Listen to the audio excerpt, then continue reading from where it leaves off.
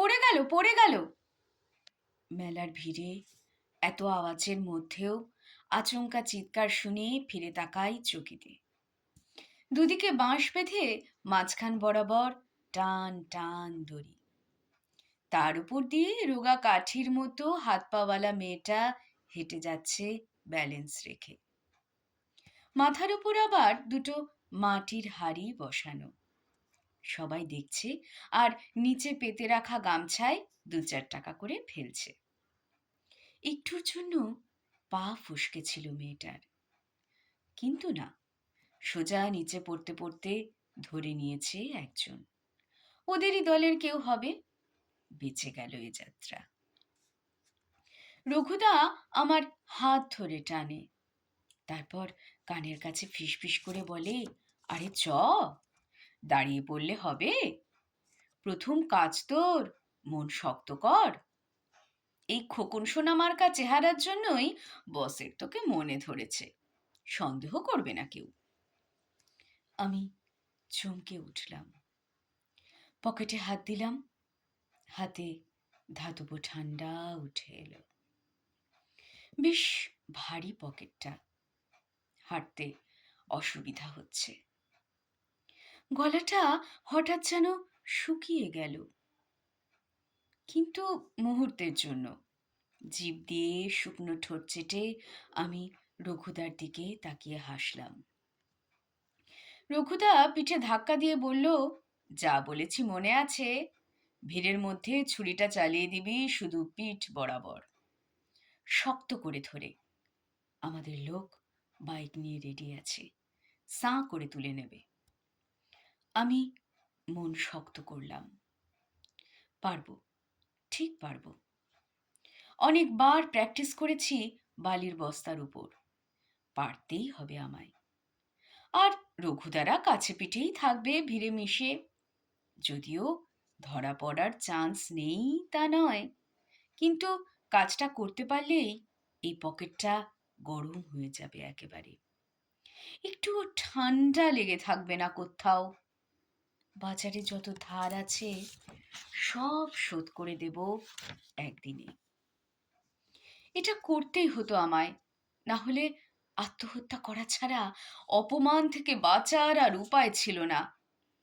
বাবার ক্যান্সারের ট্রিটমেন্টের কম খরচ। এগিয়ে যা বলে রঘুদা ভিড়ে মিশে যায়। আমি একা এগিয়ে চলি ভিড় ঠেলে। ওই যে দূরে হাত জোর করে এগিয়ে যাচ্ছে সাদা পাঞ্জাবি পরা উঠতি নেতা, চারপাশে ভন ভনে মোসায়েব। আমি তৈরি। এগিয়ে গিয়ে মিশে গেছি অনুচরের ভিড়ে, হাঁটছি বুক চওড়া করে। কিছুটা দূরে লোকটা, লোকটার সাদা পাঞ্জাবি পরা পিঠটা। আমার বেশি শক্ত হচ্ছে, হাত চলে গেছে প্যান্টের পকেটে। বাবা! একটা বাচ্চা ছেলে ছুটে এসে লোকটার হাত ধরেছে। ধীর হয়ে গেছে ভিড়। আমি লোকটার গা ধরে এগোচ্ছি ধীরে, ওদের গতির সঙ্গে তাল মিলিয়ে। এবার বসিয়ে দিতে হবে ছুরিটা, চোখের নিমেষে, তারপরেই কাজ শেষ। এক গোছা টাকা। সাদা পাঞ্জাবির কোলে উঠে গেছে বাচ্চা ছেলেটা। বাপ ছেলে আহ্লাদ করছে। বাচ্চাটা কিছু বায়না করছে মনে হয়। দুজনেই জানে না একটু পরে কি হতে চলেছে।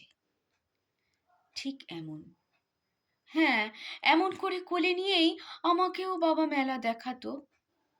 বলতো, হুই দেখ বাপধন, কত বড় হুইল। আমিও বায়না করতাম, চড়বো। বাবা বলতো, পয়সা নেই রে বাপ।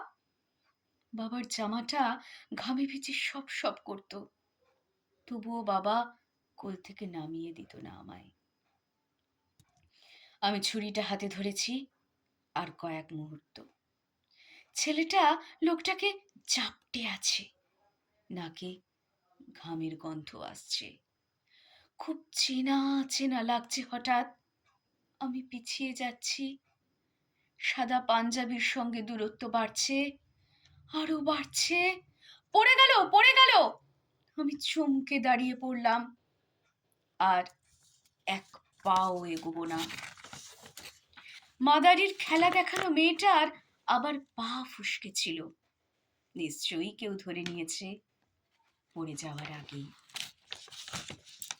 নমস্কার, শুনছিলেন লেখিকা হৈমন্তী ভট্টাচার্যের লেখা গল্প মাদারি।